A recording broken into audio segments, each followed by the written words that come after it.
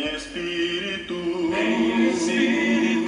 em verdade, te adoramos, te adoramos.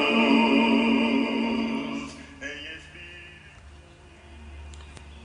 Olá, irmãos e amigos, estamos juntos mais uma vez a fim de meditarmos na Palavra de Deus. Meu nome é Edivaldo e hoje gostaria de compartilhar com todos nós mais uma meditação baseada no Evangelho de Marcos, capítulo 3, a partir do verso 20 até o 30. Assim diz a palavra do Senhor. Então, Jesus entrou numa casa e novamente reuniu-se ali uma multidão, de modo que ele e os seus discípulos não conseguiam nem comer. Quando seus familiares ouviram falar disso, saíram para trazê-lo à força, pois diziam: ele está fora de si. E os mestres da lei, que haviam descido de Jerusalém, diziam: ele está com Beelzebul, pelo príncipe dos demônios, é que ele expulsa demônios.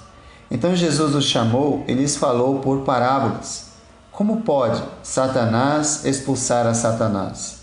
Se um reino estiver dividido contra si mesmo, não poderá subsistir. Se uma casa estiver dividida contra si mesmo, também não poderá subsistir. E se Satanás se opuser a si mesmo e estiver dividido, não poderá subsistir. Chegou o seu fim. De fato, ninguém pode entrar na casa do homem forte e levar dali os seus bens sem que antes o amarre. Só então poderá roubar a casa dele. Eu lhes asseguro que todos os pecados e blasfêmias dos homens lhes serão perdoados. Mas quem blasfemar contra o Espírito Santo nunca terá perdão. É culpado de pecado eterno. Jesus falou isso porque eles estavam dizendo: ele está com um espírito imundo. Jesus viveu a sua vida um paradoxo. Num lado, o povo está glorificando a Deus por ver tantos feitos realizados. Do outro lado, tem os familiares que o rejeitam e também os líderes religiosos. Os familiares de Jesus acham que está fora de si porque está tão entusiasmado com sua missão que está perdendo o contato com a realidade. Pensam assim porque às vezes Jesus não tem tempo nem para comer. Tão grande é a procura por ele, e porque ele se opõe às autoridades religiosas. Do outro lado, a conclusão dos religiosos é que ele está possuído por Beelzebul, o maioral dos demônios. Para eles, Jesus parece endemoniado, porque interpretam a rejeição das tradições como rejeição de Deus. A verdade é que Jesus é divino. Tudo o que ele faz é de Deus e pelo Espírito Santo. Sua identificação com Deus e o testemunho do Espírito Santo são tão grandes que oposição a ele é oposição ao Espírito de Deus. E isso leva ao pecado sem perdão. Os familiares acham que ele está louco.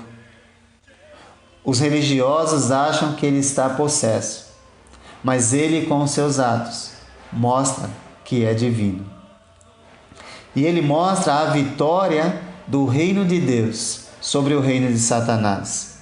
A vinda de Jesus colocou em evidência uma guerra espiritual que até então não se via nem se falava. Também revela que a vitória de Deus sobre o reino de Satanás é certa, clara e evidente. Todos os comentários sobre Jesus surgem por causa da natureza dos seus atos e atitudes. Ele, de fato, ele chama a atenção das pessoas. Ele não é um pregador normal e não segue os padrões normais do judaísmo, a tradição religiosa. Por outro lado, não há como duvidar a autenticidade dos seus feitos, pois nem os inimigos ousam dizer que ele é um charlatão, pois aquilo que ele faz é evidente, é claro, é cristalino. Na realidade, Jesus desempenha um papel fundamental na guerra entre Deus e o diabo. Mas qual a origem do seu poder e da sua autoridade? Loucura, possessão demoníaca ou presença divina? Jesus ignora completamente a denúncia dos parentes de que ele está fora de si para se concentrar nos escribas, respondendo-lhes por meio de 3 parábolas, mostrando que Satanás não expulsa Satanás e que seus atos para a glória de Deus, para a glória de Deus e contra o mal, não podem ser inspiração diabólica. As parábolas são país ou reino dividido. Se um reino estiver dividido, ele está prejudicando a si mesmo. Ou seja, o diabo vai prejudicar e ao mesmo tempo ajudar alguém? Isso nunca acontecerá isso. A parábola da família dividida representa Satanás lutando consigo mesmo, vai se autodestruir. Não tem como fazer isso. Ele não é bobo. Satanás não é bobo. Ele sabe o que está fazendo. Porque o propósito dele ele veio a esse mundo para matar, roubar e destruir. A casa do homem forte ou valente, Jesus conta essa parábola. O fato de Jesus expulsar demônios demonstra que ele amarrou Satanás, que ele limitou o poder do inimigo. Ou Satanás amarrou-se a si mesmo? De modo nenhum. A conclusão clara é que Jesus, ele é adversário do inimigo e não seu servo.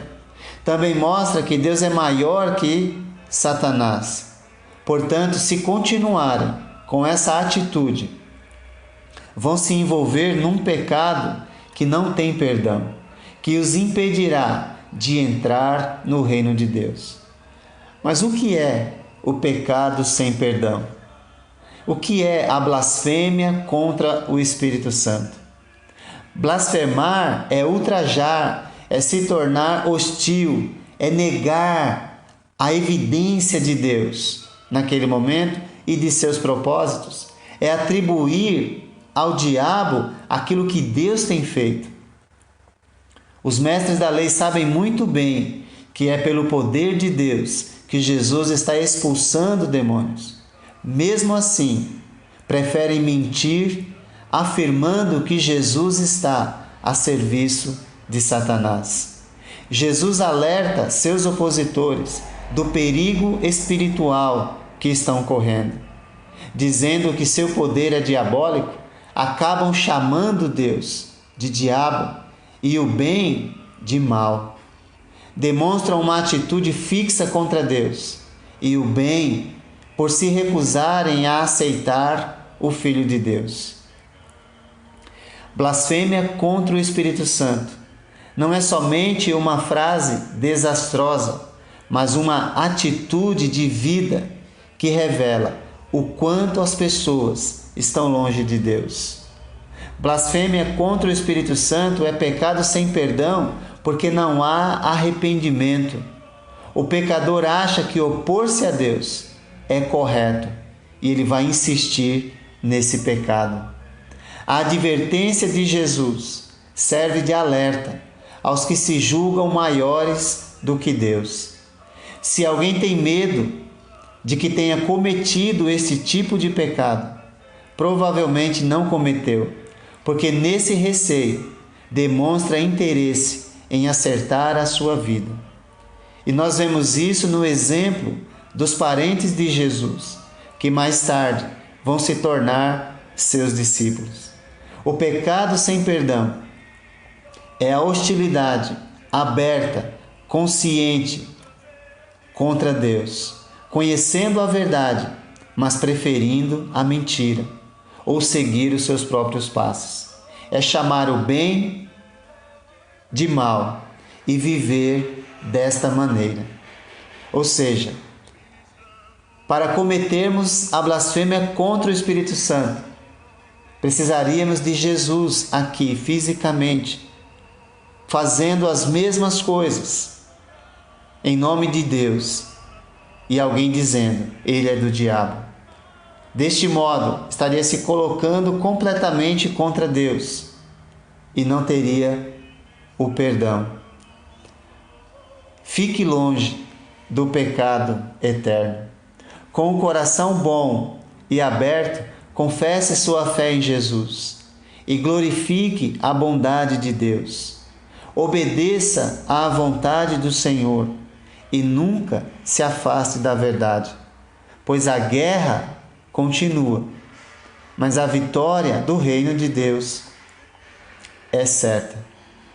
Que Deus te abençoe e que você se aproxime cada vez mais de Jesus.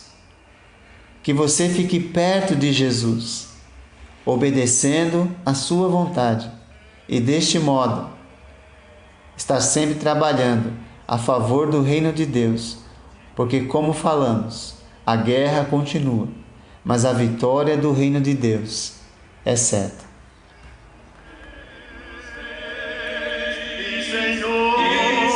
Senhor, te entregamos nosso viver pra te adorar, ó Rei dos Reis, porque eu nasci, ó Rei Jesus, meu prazer.